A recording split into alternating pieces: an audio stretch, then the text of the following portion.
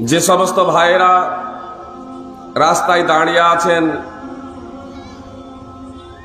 চায়ের দোকানে বসে আছেন, তাদের কাছে আমার বিনীত অনুরোধ, যে কোনো মাসলাক, যে কোনো মাযহাব, যে কোনো ধর্মেরই মানুষ হন না কেন, অন্তত আজকের যে প্রোগ্রাম, প্রোগ্রাম শুধু একটা মাসলাকের জন্য নয়, একটা ধর্মের জন্য নয়, বরং যারা আমরা পৃথিবীতে শান্তি প্রতিষ্ঠা করতে চাই, ন্যায় এবং ইনসাফ প্রতিষ্ঠা করতে চাই, বাস্তবিকই যারা আমরা ব্যক্তি জীবনে, পারিবারিক জীবনে, সামাজিক জীবনে, রাজ্যে দেশে শান্তি প্রতিষ্ঠা করতে চাই, তাদের সকলের কর্তব্য হবে কথাগুলো একটু মনোযোগ দিয়ে শোনা। সুপ্রিয় ভাই এবং বোন, আজ মানবতা ত্রাহি ত্রাহি করে ক্রন্দন করছে। মনুষ্যত্ব আজ মানুষ যখন আকাশ থেকে মহাকাশে পাড়ি দিতে শুরু করেছে, স্বপ্ন দেখছে, অন্যান্য গ্রহে বসবাস করার, তখন এই মানব জাতির স্বভাব আচরণ পশুত্বের পর্যায়ে পৌঁছে গিয়েছে। আরজিকর ঘটনার পরে 3 মাস অতিক্রান্ত হয়েছে। যে আরজিকর ঘটনাকে কেন্দ্র করে, যে আরজিকরের ঘটনাকে কেন্দ্র করে শুধু কলকাতা নয়, শুধু পশ্চিমবঙ্গ নয়, বরং দেশ এবং বিদেশে, দেশে ও বিদেশেও লক্ষ লক্ষ মানুষ আন্দোলন করেছেন ন্যায় ইনসাফ প্রতিষ্ঠার লক্ষ্য এবং উদ্দেশ্যে। সেখানে 3 মাস অতিক্রান্ত হয়ে গিয়েছে, এখনো ন্যায় এবং ইনসাফ মেলেনি। অপরাধী এখনো অধরা। সেই ঘটনার পরে আরো হাজার হাজার জুলুম অত্যাচার হয়েছে। হাজার হাজার নারী শিশুদের ধর্ষণ করে হত্যা করে দেওয়া হয়েছে। শুধু পশ্চিম বাংলার মাটিতে সীমাবদ্ধ এমন নয়। আপনার গুজরাটে মা নিজের কচি মেয়েকে 57 বছরের শিক্ষকের হাতে তুলে দিচ্ছেন।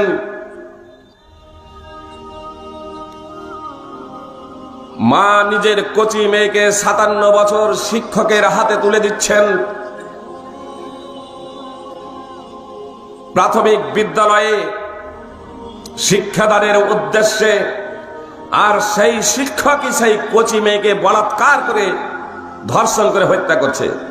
স্বয়ং ঘটনা ঘটেছে আমাদের প্রধানমন্ত্রী নরেন্দ্র মোদীর রাজ্য গুজরাটে। মণিপুরে কয়েকদিন হলো এক স্কুল শিক্ষিকা 31 বছর বয়স ধর্ষণ করে গায়ে আগুন ধরিয়ে দেওয়া হয়েছে। এটা শুধু আমার ভারতবর্ষে হচ্ছে এমন নয়। America, England, Japan, France, Bangladesh, Pakistan, বিভিন্ন জায়গায় গতকালকে একটি ছবি ফেসবুকে ছোট্ট কচি বাচ্চার বারবার ভেসে আসছিল, যাকে নির্মমভাবে হত্যা করা হয়েছে। আজ স্বামী স্ত্রীর মাঝে দ্বন্দ্ব, পিতা পুত্রের মাঝে গন্ডগোল, যায় ননদে ঝগড়া, শাশুড়ি বইয়ে ঝগড়া, পাড়া প্রতিবেশীতে দ্বন্দ্ব ফ্যাসাদ, এটা অহরহ ঘটছে। সমাধান কোথায়? সমাধান কোথায়? সুপ্রিয় ভাই এবং বোন, আমি সেই সমাধানের পথ নির্দেশনা দিতে পারি। মহান স্রষ্টা যিনি পৃথিবী সমূহ, আকাশ সমূহ সৃষ্টি করেছেন, গ্রহ নক্ষত্র কতগুলো আছে, 21 শতাব্দীতেও বিজ্ঞানীরা এসে তার ইয়ত্তা পান না, তা নিরূপণ করতে তারা সক্ষম হন না। তারা ব্যর্থহীন ভাষায় এ কথা স্বীকার করতে বাধ্য। আমাদের অজানা মধ্যে আরো অনেক জিনিস রয়েছে। সমুদ্রের বালুকণার মাত্র কয়েকটি কোড়া মাত্র আমরা জেনেছি। সুপ্রিয় ভাই এবং বোন, তো সেই মহান আল্লাহ তাআলা, মহান স্রষ্টা, যিনি নিখিল পৃথিবী ও নিখিল আসমান সমূহ, আকাশ ও মহাকাশ সবকিছু সৃষ্টি করেছেন, এবং তার মাঝে যা কিছু আছে সবকিছু যে মহান সত্তা, এক অদ্বিতীয় বিশ্ববিধাতা, এক অদ্বিতীয় স্রষ্টা সৃষ্টি করেছেন, সেই মহান আল্লাহ তাআলা যে সমাধান দিয়েছেন শান্তি প্রতিষ্ঠার লক্ষ্য এবং উদ্দেশ্যে, সেই মতবাদ তথা সেই ওই ভিত্তিক শান্তির বিষয়টি আপনাদের সম্মুখে উপস্থাপন করব। যদি আপনারা নিরপেক্ষ দৃষ্টিভঙ্গিতে কথাগুলো শুনেন এবং বাস্তবায়ন করেন, তাহলে ইনশাআল্লাহ আমাদের এই পৃথিবীতে শান্তি প্রতিষ্ঠিত হবে, মানব জাতির সমস্যার সমাধান হবে, সমগ্র মানব জাতি একটা প্ল্যাটফর্মে আসতে পারবো, সমস্ত মানব জাতি ভাই এবং বোনে রূপান্তরিত হবে ইনশাআল্লাহ। সুপ্রিয় ভাই এবং বোন, এজন্য কথাগুলো একটু মনোযোগ দিয়ে শুনতে হবে। এই শিশুরা কথা বলছো কেন? উঠে কেউ দাঁড়াবে না, কথা কেউ বলবে না, বসে পিছনে তাকাবে না, বুঝতে পেরেছ? একটাও কথা বলবে না, মনোযোগ দিয়ে শোনো কথা। এখনো যারা চায়ের দোকানে বসে আছেন আর মনে মনে ভাবছেন চায়ের কাপে চুমুক দেওয়া হবে আর এইদিকে বক্তব্য শোনা হবে, দাঁড়িয়ে কেউ আপোষে গল্প করছেন, বাড়িতে বসে আছেন, তাদের বলবো দুটোর মধ্যে একটা হয় আপনাকে বক্তব্য মনোযোগ দিয়ে শুনতে হবে, অন্যথায় বক্তব্য শোনা আপনাকে বন্ধ করতে হবে। আপনি বক্তব্য শুনবেন, চায়ের কাপে চুমুক দেবেন, আপনি ভুল করবেন, মিস্টেক করবেন। আপনি শুনতে শুনতে আপনি ভুল শুনে বসবেন। এর একটা উদাহরণ দিই, তাহলে আপনাদের বুঝতে সুবিধা হবে। সুপ্রিয় ভাই এবং বোন, আপনারা দাজ্জাল প্রসঙ্গে শুনেছেন না শুনেননি? আপনাদের জিজ্ঞেস করছি, দাজ্জালের কথা আপনারা শুনেছেন না শুনেননি? যে একটু জোরে বলুন, দাজ্জালের কথা শুনেছেন না শুনেননি? দাজ্জাল আসবে, তার কয়টা চোখ? একটা। কয়টা চোখ? আপনারা কি বলছেন? একটা। এই যে মনোযোগ দিয়ে বক্তব্য শুনি না, দাজ্জালের চোখ একটা, এ কথা কে বললো আপনাদের? মানুষ হিসেবে আমাদের ভুল হওয়া স্বাভাবিক, বুঝতে পেরেছেন? মানুষ হিসেবে আমাদের ভুল হওয়া স্বাভাবিক। তাহলে ভুল হলে ভুল স্বীকার করে নিয়ে সমাধান করলে আমরা সফলতা অর্জন করব। ভুল হলে ভুলের উপরে প্রতিষ্ঠিত থাকলে তখন আমাদের ব্যর্থতা আছে, আর ভুল স্বীকার করলে সফলতা আছে। এজন্য আমাদের লজ্জিত হওয়ার কোনো কারণ নেই, ভুল হওয়া স্বাভাবিক। আপনারা বললেন একটা চোখ, এটা বইপত্রে নিজেরা পড়েছেন না বক্তব্যে শুনেছেন? কি বলছেন? সবচেয়ে বললেন দাজ্জালের চোখ একটা। আমি এই প্রসঙ্গটা এখানে কেন টানলাম বুঝতে পারছেন? অনেকেই মনে মনে ভাবে গল্পও শোনা হবে, চায়ের কাপে চুমুক দেওয়া হবে, গল্পও শোনা হবে, স্বামী স্ত্রীর আপোষে গল্প করা হবে। জি না, ওভাবে বক্তব্য শোনা হয় না।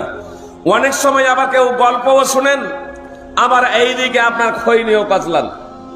ওলামায়ে কেরাম ফতোয়া দিচ্ছেন হারাম, তারপরেও জি আপনার বক্তব্য শোনা হবে না।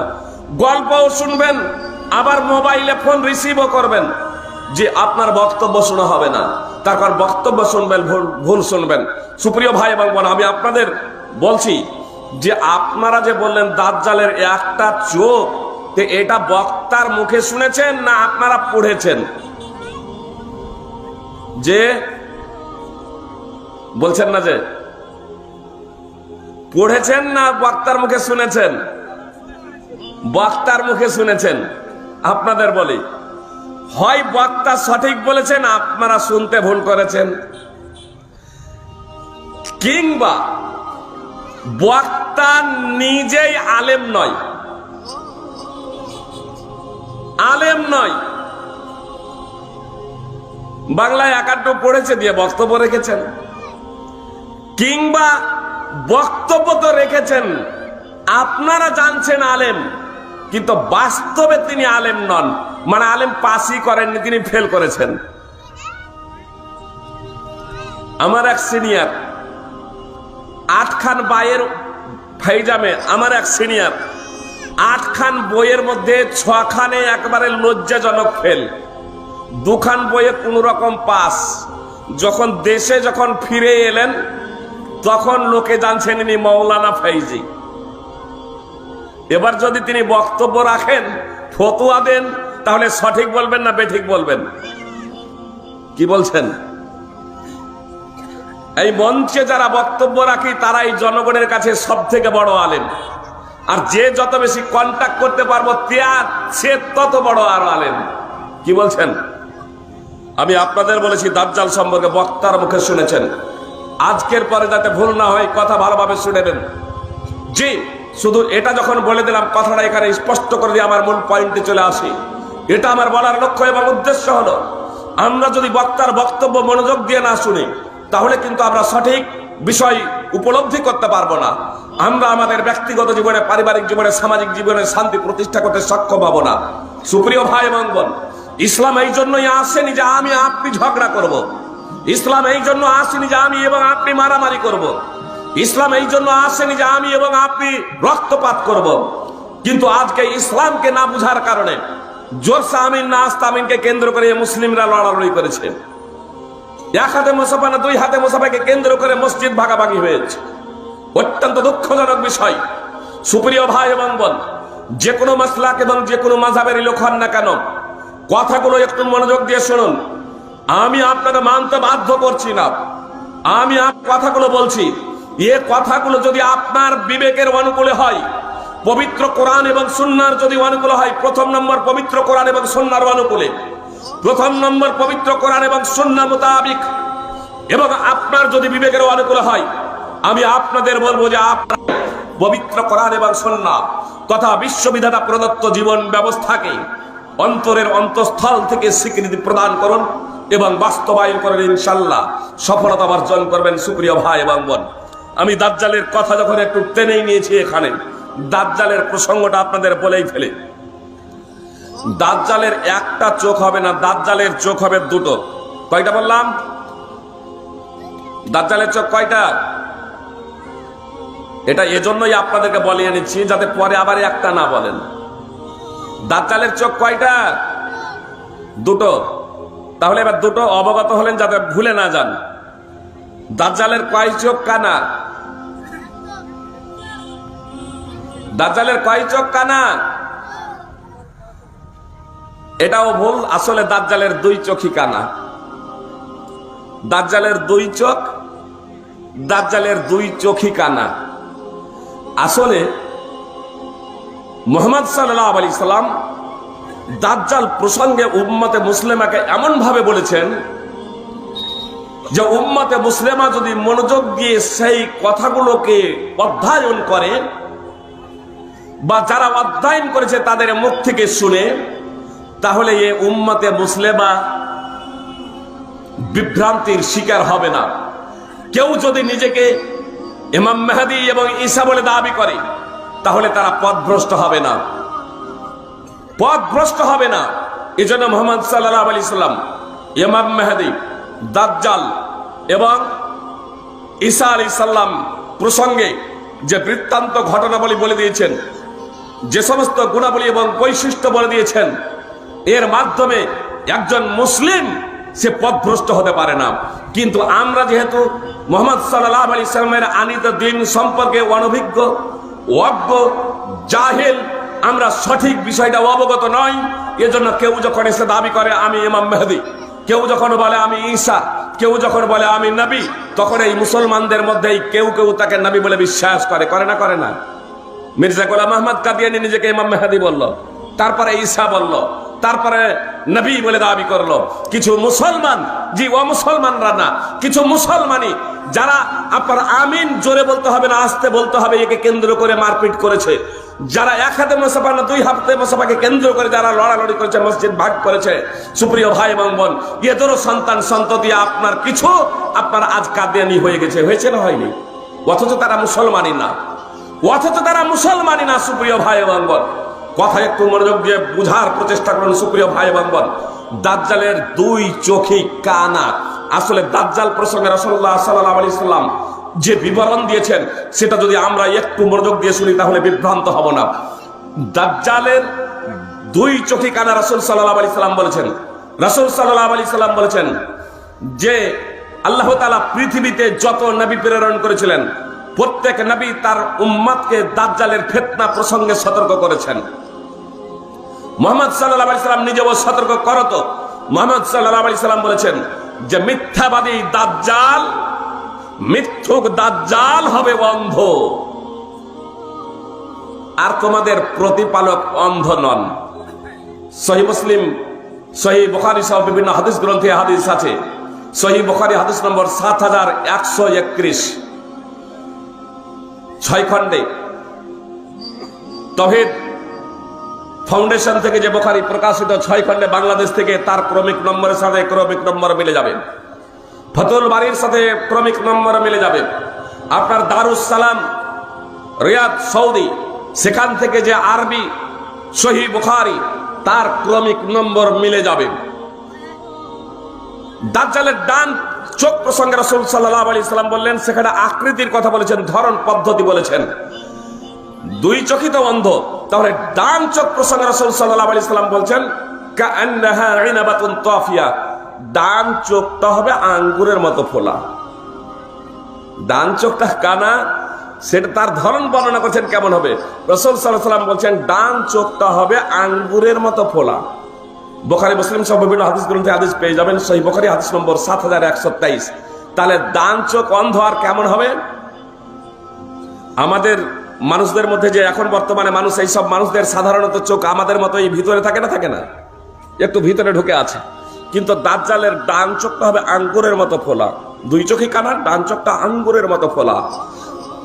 আর সহিহ বুখারী হাদিস নম্বর 7123। আর বাম চোখ প্রসঙ্গে রাসূলুল্লাহ সাল্লাল্লাহু আলাইহি সাল্লাম বলছেন আদ-দাজ্জালু আইনিল আদ-দাজ্জালু আওয়ারুল আইনিল ইসরা, দাজ্জালের বাম চোখ হবে কানা। সুনানে ইবনে মাজাহ, সহিহ মুসলিম হাদিস নম্বর 2933। বাম চোখ প্রসঙ্গে আরো রাসূলুল্লাহ সাল্লাল্লাহু আলাইহি সাল্লাম বলেছেন ওয়া ইন্নাদ দাজ্জালা মামসুহুল আইনিল ইসরা আলাইহা জাফারাতুন গালিজা। রাসূলুল্লাহ সাল্লাল্লাহু আলাইহি সাল্লাম বলছেন নিশ্চয় দাজ্জালের বাম চোখ হবে ল্যাপা। একটা হলো কানা, দ্বিতীয় হবে একেবারে ল্যাপা, সমতল, সমতল ল্যাপা। তার উপরে থাকবে নখের মতো পুরু চামড়া, তার উপরে থাকবে নখের মতো পুরু চামড়া। সুপ্রিয় ভাই এবং বোন, কত পাতলা কাগজ! এই কাগজ দিয়েই আমি আপনাদেরকে দেখছি, কিছু দেখতে পাচ্ছি না। আপনারাও হাতে নিয়ে দেখতে পারেন যে দেখা যাচ্ছে কিনা, কাউকে কিছু দেখা যাচ্ছে না। তাহলে এই পাতলা কাগজেই যদি দেখা না যায়, এক তো হবে ল্যাপা, অন্ধ, তার উপরে নখের মতো পুরু চামড়া, দেখতে পাবেন। তাহলে দুই চোখ হলো, দুই চোখই কানা। মুসনাদ আহমদ এবং সহিহ মুসলিম হাদিস নম্বর 2934। সুপ্রিয় ভাই এবং বোন, এ প্রসঙ্গে আজ আমি বিস্তারিত আলোচনা করব না, তার কারণ আমার আলোচ্য বিষয় হচ্ছে মানবতার সমাধানে ইসলামের সুশিক্ষার গুরুত্ব। সুপ্রিয় ভাই এবং বোন, এজন্য আমি শুধু এখানে যাতে মানুষ বিভ্রান্ত না হয়ে যায় সেই প্রসঙ্গে একটি কথা বললাম। দাজ্জাল প্রসঙ্গে আপনারা অবগত হলেন। আরো একটা বিষয় এখানে বলে দিই, তাহলে আপনাদের বুঝতে সুবিধা হবে যে দাজ্জাল যখন পৃথিবীতে আবির্ভূত হবে, দাজ্জাল যখন এই পৃথিবীতে বের হবে, তখন দাজ্জাল এই পৃথিবীতে 40 দিন অবস্থান করবেন। 40 দিন পরে দাজ্জালের এই পৃথিবীতে আবারে লুত নামক দরজার নিকটে ঈসা আলাইহিস সালাম দাজ্জালকে হত্যা করবেন। তো এই দাজ্জাল যে 40 দিন পৃথিবীতে অবস্থান করবে, এই 40 দিনটা হবে বর্তমানের যুগে। সাক্ষাৎ হবে, দেখা হবে। ইমাম মেহেদী এবং দাজ্জাল আসবে। ইমাম মেহেদী আসবেন এবং দাজ্জাল আসবে ঈসা আলাইহিস সালামের আগে।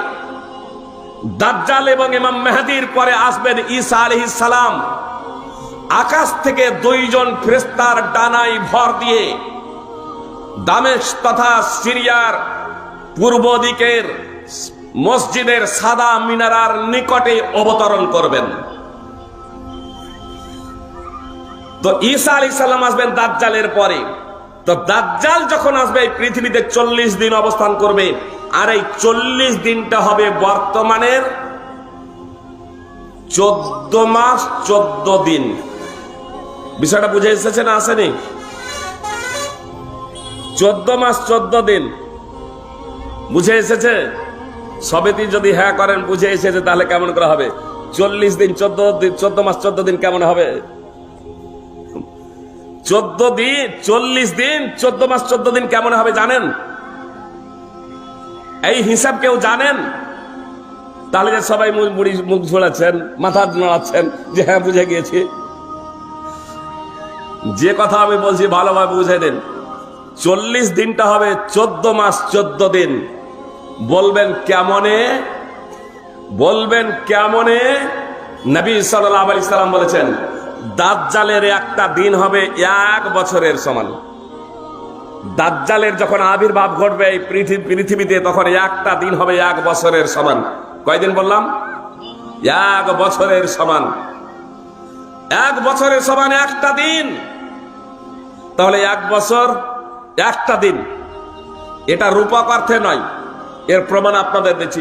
একটা বছরের সমান, তাহলে 1 বছর সমান 12 মাস।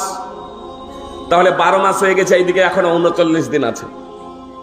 একটা দিন হবে 1 মাসের সমান, তাহলে 13 মাস হলো 38 দিন আছে। একটা দিন হবে 1 সপ্তাহের সমান 7 দিন, তাহলে এইদিকে 13 মাস 7 দিন হলো, আর ওইদিকে 37 দিন আছে। আবার 1 মাস নেন, 13 আর 1 14 মাস, 7 আর 7 14 মাস 14 দিন। বুঝে এলো না? এলো না?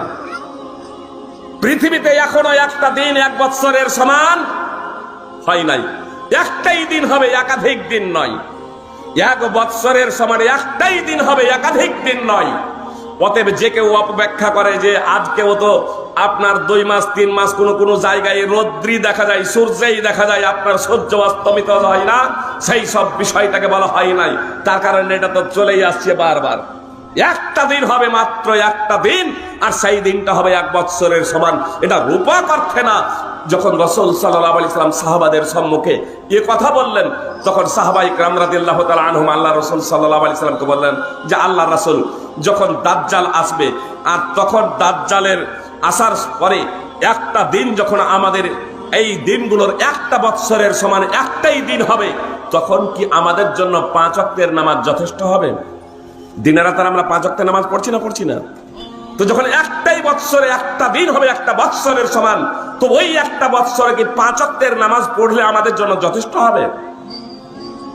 নবী সাল্লাল্লাহু আলাইহি সাল্লাম বললেন না, উকদুরুল্লাহ। তখন হিসাব করে পূর্ণ 1 বছরের নামাজ আদায় করতে হবে। এত দ্বারা কি হলো? কি বোঝা গেল? যে এটা রূপক অর্থে নয়, প্রকৃত অর্থেই দাজ্জাল যখন আসবে একটা বৎসরের সমান একটা দিন হবে। সহিহ মুসলিম নওয়াস বিন সামান রাদিয়াল্লাহু তাআলা আনহু সূত্রে বর্ণিত হাদিস নম্বর 2937। এই হাদিস সহিহ সুনানে আবি দাউদ এবং মুসনাদ আহমদে রয়েছে। হাদিস সমস্ত হাদিসের ঐক্যমতে বিশুদ্ধ। সুপ্রিয় ভাই এবং বোন, ঈসা আলাইহিস সালাম আসবেন দাজ্জালের পরে। ঈসা আলাইহিস সালামের আগেই আসবেন ইমাম মেহদী এবং আসবে দাজ্জাল। আর ঈসা আলাইহিস সালাম যখন আসবেন, আমি ঈসা বলে প্রচারের কোনো প্রয়োজনই পড়বে না। মুসলিমদের নেতা তৎকালীন ইমাম মেহদী তিনি ঈসা আলাইহিস সালামকে বলবেন, আসুন আপনি নামাজে ইমামতি করুন। তখন আসুন আপনি নামাজে ইমামতি করুন। ইমাম মেহদী বলবেন, নবী সাল্লাল্লাহু আলাইহি সাল্লাম বলেছেন যে ঈসা আলাইহিস সালাম যখন আসমান থেকে অবতরণ করবেন, ফায়াকুলু আমিরুহুল মেহদী তাআলা সাল্লি বিনা। ঈসা আলাইহিস সালামকে বলবেন, আসুন আগে বাড়ুন, আমাদের ইমামতি করুন। তখন ঈসা আলাইহিস সালাম বলবেন যে না, আপনারাই আগে বাড়ুন।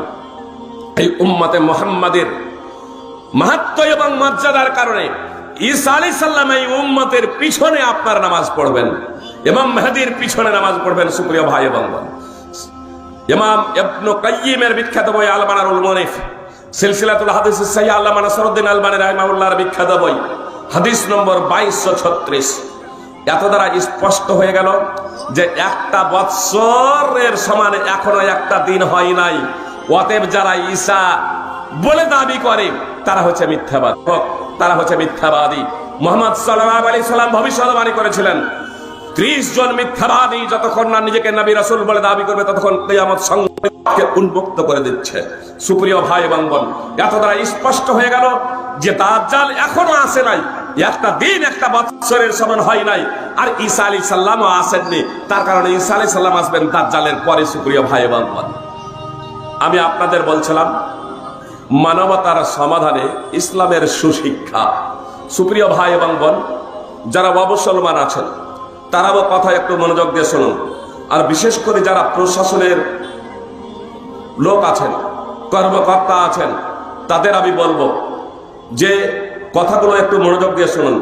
আমরা শান্তি প্রতিষ্ঠার লক্ষ্য এবং উদ্দেশ্যে হাজার হাজার হাজার হাজার আইন প্রণয়নের কথা বলছি, পথ এবং পদ্ধতি অবলম্বনের কথা বলছি। শান্তি কোথায়? নিরাপত্তা কোথায়? আজকে নারী ধর্ষিতা হচ্ছে। সুপ্রিয় ভাই এবং বোন, কেউ বলছে বিচার করে দেব বলে, যে তারাপীঠে কয়েকদিন হলো তারাপীঠে আপনার নিজ স্বামীর বন্ধু এবং 2 জন নাবালক, স্বামী স্ত্রীর মাঝে একটু মতের অমিল হয়েছে, তখন স্বামীর বন্ধু তখন বলছে যে আমি তোমাদের মীমাংসা করে দিচ্ছি, এসো এখানে। 2 জন নাবালক সহ 3 জন মিলে বন্ধুর স্ত্রীকে ধর্ষণ করেছে। সুপ্রিয় ভাই এবং বোন, আমরা অবগত আছি, ধর্ষিতা হয়ে একজন রমণী, একজন যুবতী, একজন আপনার আইনজীবী, একজন ছাত্রী, আমার মা এবং বোন, সুপ্রিয় ভাই এবং বোন, সেই সমস্ত আমার মা এবং বোনেরা, তারা যখন আপনার নিজের ইনসাফের জন্য থানাতে যাচ্ছেন কেস ডায়েরি করার জন্য, আবার সেই জায়গাতেও আবার ধর্ষিতা হচ্ছেন। এ পত্র পত্রিকার মাধ্যমে আমরা অবগত আছি। অবস্থা সমস্ত পুলিশ ধর্ষণ করছেন, সমস্ত থানাতে এ অপরাধ হচ্ছে এমনটি না,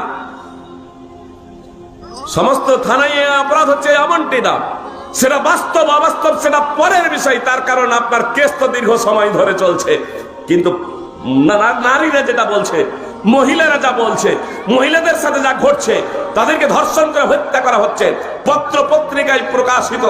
আমি এবং আপনি তার সাক্ষী, যে কান শুনছে, চোখে দেখছি, এই সবগুলোকে আপনি কিভাবে অস্বীকার করবেন? সুপ্রিয় ভাই এবং বোন, আজকে নারী নিরাপত্তা বলে যারা আন্দোলন করছে দিনের বেলায়, রাত্রি যখন হচ্ছে, যে দিনের বেলায় আন্দোলন করছে নারী নিরাপত্তা বলে, নারী নিরাপত্তার মুখোশ পরে আন্দোলন, আর একটু সুযোগ পেলে রাত্রে আবার তাকে করে ধর্ষণ। এ তো পত্র পত্রিকায় আপনারা দেখছেন, অবগত আছে। নারী নিরাপত্তা কোথায়? সুপ্রিয় ভাই এবং বোন, আমি আপনাদের বলতে চাই, চোখ খুলুন, কান খুলুন, মনোযোগ দিয়ে কথাগুলো শুনুন। সৌদিতে মসজিদে নববী আর মসজিদে হারাম, মসজিদে নববী মসজিদে হারাম প্রায় প্রতিদিন 8 থেকে 10 লক্ষ মানুষ আপনার 5 ওয়াক্তের নামাজে যাতায়াত করে, এশার নামাজে যাতায়াত করে, ফজরের নামাজেও যাতায়াত করে, তাহাজ্জুদের সময়ে যাতায়াত করে। সারা রাত আপনার মসজিদে হারামে আপনার তাওয়াফ চলছে। প্রায় 8 থেকে 10 লক্ষ মসজিদে হারামে আপনার 5 ওয়াক্তের নামাজে সব সময় আপনার নারী পুরুষ আপনার যাতায়াত করতেই আছে। হোটেল থেকে নিয়ে মসজিদে হারাম আপনার প্রায় 1 কিলোমিটার 2 কিলোমিটার পথ আপনার রাত্রে যাতায়াত করছে। সুপ্রিয় ভাই এবং বোন, আপনারা খবর নেবেন যারা মুসলমান যারা আছেন, উমরাই যারা গিয়েছেন, হজে যারা গিয়েছেন, 20 লক্ষ মুসলমান নর এবং নারী, যুবক এবং যুবতী, বৃদ্ধ এবং বৃদ্ধা, কচি কাঁচা ছেলে মেয়ে, তারা আপনার 9 যুলহিজ্জা দিন গিয়ে 9 যুলহিজ্জা দিবাগত রাত্রে আপনার খোলা আকাশের নিচে মুজদালিফার মাঠে আপনার রাত্রি যাপন করেন, নিদ্রা যান, বিশ্রাম নেন। সুপ্রিয় ভাই এবং বোন, ধর্ষণ বলাৎকার তো দূরের কথা, হত্যা তো দূরের কথা, ছেড়ছাড় তো দূরের কথা, কেউ কারো দিকে কুদৃষ্টিতে পর্যন্ত তাকাই না। কেন? এই 21 শতাব্দীতেও 1000-2000 লোকের সমাগম, জালসায় মন্দিরে পূজা চলছে, জালসায় বক্তা বক্তব্য রাখছেন, মেলা চলছে, অনুষ্ঠান হচ্ছে, এইদিকে আপনার নারী নির্যাতন আপনার পার্শ্বে আপনার হয়ে যাচ্ছে। এ বক্তাও টের পাচ্ছে না, পুরোহিত টের পাচ্ছে না। সুপ্রিয় ভাই এবং বোন, তাহলে এ নারী নির্যাতন আজ কোন জায়গায় গিয়ে পৌঁছাচ্ছে? পুলিশ রাইফেল নিয়ে আছেন, বন্দুক নিয়ে আছেন, আইন প্রশাসন খুব কঠোরভাবে আপনার নারী নিরাপত্তা প্রদানের লক্ষ্য এবং উদ্দেশ্যে প্রচেষ্টা চালিয়ে যাচ্ছেন। তারপরে ওই নারী নিরাপত্তা আজ অন্ধকারে হাবুডুবু খাচ্ছে। কেন সুপ্রিয় ভাই এবং বোন? অথচ খোলা আকাশের নিচে মুজদালিফার মাঠে 9 যুলহিজ্জা দিন গিয়ে রাত্রে খোলা আকাশের নিচে আমাদের মাথায় ছাউনি আছে। মুজদালিফার মাঠে খোলা আকাশের নিচে রাত্রি যাপন করতে হয়। যে এই যে মাটি দেখছেন, পাথর দেখছেন, আপনার ছোট ছোট কাকর পড়ে আছে, আপনার মাটি আছে, জমি আছে, আপনার সেই জায়গাতে রাজা থেকে প্রজা আপনার একইভাবে তারা রাত্রি যাপন করছেন। খোলা আকাশের নিচে কোনো প্রকারের ধর্ষণ হয় না, বলাৎকার হয় না, লুণ্ঠন হয় না, খুন হয় না, মারামারি হয় না। সুপ্রিয় ভাই এবং বোন, একে অপরের দিকে কুদৃষ্টিতে পর্যন্ত তাকাই না। কেন মসজিদে নববী মসজিদে হারামে হয় না কেন? যদি বলেন ওখানে সবাই মুসলমান আছেন, জি আপনার এই কথাটা আমি একমত, ওখানে সবাই মুসলমান আছে, কিন্তু শুধু আপনার অন্যান্য জায়গায় ওয়া মুসলমান আছে, তো ওয়া মুসলমানরাই যে সব অপরাধ করছে এমনটি না। কিছু মুসলমানও তো অপরাধ করছে না। আপনার পাকিস্তান তো মুসলমান রাষ্ট্র, বাংলাদেশ তো মুসলমান রাষ্ট্র, বাংলাদেশ মুসলমান রাষ্ট্র, সেখানে অপরাধ হয় না? এই তো গতকালকেই রেল স্টেশনে বোমা বিস্ফোরণ ঘটল পাকিস্তানে। সুপ্রিয় ভাই এবং বোন, আপনারা ঢাকার মসজিদে দেখলেন তাবলিগ জামাতে আপসে মারামারি, টঙ্গীর ইজতেমায় দেখলেন আপনার মাথায় পাগড়ি জুব্বা বড় বড় পড়ে একেবারে লাঠি ঠেঙা করছে, একেবারে রক্ত নিয়ে হোলি খেলার জন্য তারা আন্দোলন করছে। সুপ্রিয় ভাই এবং বোন, আমরা কোন জায়গায় গিয়ে পড়ছি? তাহলে মুসলমান তো এখানেও আছে, ওখানে হচ্ছে না, এখানে হচ্ছে না কেন? আমি দুটো কারণ বলতে চাই। যদি শান্তি প্রতিষ্ঠা করতে চান, যে সমস্ত ভাই এবং বোনেরা শান্তি প্রতিষ্ঠা করতে চায়, আমি তাদের বলতে চাই, বাস্তবিকই যদি শান্তি প্রতিষ্ঠা করতে চান, তবে কথা একটু মনোযোগ দিয়ে শুনুন। মানবতা আজ সন্ত্রাসের কবলে ত্রাহি ত্রাহি করছে, কান্না রব জুড়ে দিয়েছে। সুপ্রিয় ভাই এবং বোন, বাস্তবিকই যদি আপনি পৃথিবীতে শান্তি প্রতিষ্ঠা করতে চান, আপনি যদি মানবতা ফিরিয়ে নিয়ে আসতে চান, সুখে শান্তিতে বসবাস করতে চান, আপনি যদি বাস্তবিকই নারী নিরাপত্তা দিতে চান, তাহলে আমি বলতে চাই, কথা একটু মনোযোগ দিয়ে শুনুন। একটা উদাহরণের মাধ্যম দিয়ে আমি আমার বক্তব্যটাকে বোঝানোর চেষ্টা করব। সুপ্রিয় ভাই এবং বোন, চুম্বক এবং লোহা এই দুটোকে যদি পাশাপাশি রাখা হয়, সামান্য ডিস্টেন্সে ওরা চুপচাপ থাকবে তো? কি বলছেন? লোহা এবং চুম্বককে যদি পাশাপাশি রাখা হয়, তাহলে চুপচাপ থাকবে না? কি হবে? জড়িয়ে ধরবে। লোহা এবং চুম্বককে পাশাপাশি রাখলে জড়িয়ে ধরবে। তাহলে যদি বলি যে এরা যাতে জড়িয়ে না ধরে, তাহলে কি করতে হবে? চুম্বকের যে আকর্ষণ শক্তি আছে, ক্ষমতা আছে, যত বড় চুম্বক আছে ওর যে পাওয়ার, আর পাওয়ারের নাগালের বাইরে রাখতে হবে লোহাকে। কি বলছেন? লোহাকে আপনার চুম্বকের যে পাওয়ার, সেই পাওয়ারের নাগালের বাইরে রাখতে হবে। ডিস্টেন্স একই জায়গায় না। আপনি একই জায়গায় রাখবেন আর তারপরে বলবেন যে লোহা আর চুম্বক যাতে জড়িয়ে না ধরে, এটা অসম্ভব। জি, ধর্ষণ করছে কে? প্রশাসনের লোক। ধর্ষিতা হচ্ছে কে? প্রশাসনের লোক। ধর্ষণ করছে কে? চাকরিজীবী। ধর্ষিতা হচ্ছে কে? চাকরিজীবী। জি, হবে। হাজার হাজার আইন তৈরি করে পারবেন না রক্ষা করতে। যদি এক জায়গায়, এর জন্য ডিস্টেন্স করতে হবে। পুরুষ এবং মহিলা, স্রষ্টা যিনি পুরুষ এবং মহিলাকে সৃষ্টি করেছেন, যিনি পুরুষ এবং মহিলাকে সৃষ্টি করেছেন, মানব জাতিকে সৃষ্টি করেছেন, তিনি বিধান দিয়েছেন। তিনি জানেন যে আকর্ষণ ওপরে যতই বড় অসাধু হোক